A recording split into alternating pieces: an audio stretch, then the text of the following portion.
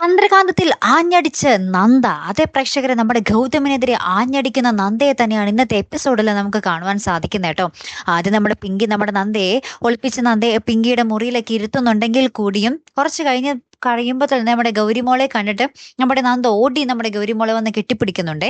അപ്പൊ ആ ഒരു സമയത്താണ് നമ്മുടെ ഇന്ദീവരത്തിലെ ആളുകൾ, നമ്മുടെ ഗൗതം ഉൾപ്പെടെ എല്ലാവരും അറിയുന്നത് നന്ദ ഈ വീട്ടിൽ തന്നെ ഒളിച്ചിരിപ്പുണ്ടായിരുന്നു, പിങ്കി അവളെ ഒളിപ്പിച്ച് വെച്ചതായിരുന്നു എന്നുള്ളൊരു കാര്യം മനസ്സിലാക്കുന്നുണ്ട്. അപ്പൊ പോലീസുകാരും ഈ ഒരു രംഗം കാണുന്നുണ്ട്. അപ്പൊ നമ്മുടെ ഗൗരി മോള് ഭയങ്കരമായിട്ട് ഇങ്ങനെ സങ്കടപ്പെടുന്നുണ്ട്. അമ്മ എത്ര ദിവസം എവിടെയായിരുന്നു, എന്നോട് ഒരു വാക്ക് പറഞ്ഞില്ലല്ലോ, ഞാൻ ചീത്തക്കുട്ടി ആയതുകൊണ്ടാണോ എന്നോടൊന്നും പറയാതിരുന്നേ, അങ്ങനെ ഭയങ്കര സങ്കടകരമായിട്ടുള്ളൊരു എന്താ പറയാ ഡയലോഗ് തന്നെയാണ് നമ്മുടെ ഗൗരി മോള് പറയുന്നേ.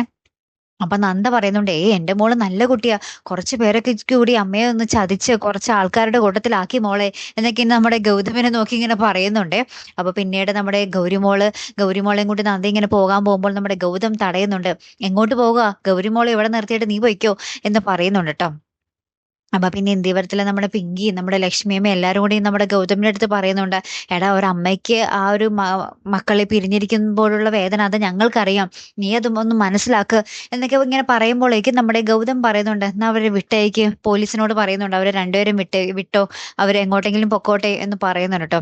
അതിനുശേഷം നമ്മുടെ ഗൗതം ആണെങ്കിൽ ഗൗരിമോളെ കാണാതെ ഇങ്ങനെ ഭയങ്കരമായിട്ട് ഇങ്ങനെ ഗൗരിമോളെ മിസ് ചെയ്യുന്ന ഒരു നിമിഷങ്ങൾ തന്നെയാട്ടോ നമുക്ക് കാണുവാൻ സാധിക്കുന്നത്. ഗൗരിമോളെ എടുത്തുറക്കിയ കാര്യവും ഗൗരിമോളായിട്ട് കളിച്ച കാര്യമൊക്കെ ഇനി നമ്മുടെ ഗൗതം ഇങ്ങനെ ആലോചിച്ചുകൊണ്ടേയിരിക്കുക.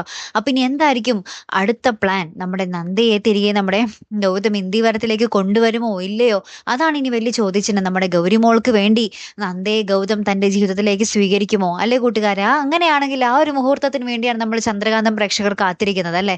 എന്തായാലും കാത്തിരുന്നതന്നെ കാണാട്ടോ. അപ്പൊ അടുത്തൊരു വീഡിയോ വരുന്നത് വരയ്ക്കും ഗുഡ് ബൈ.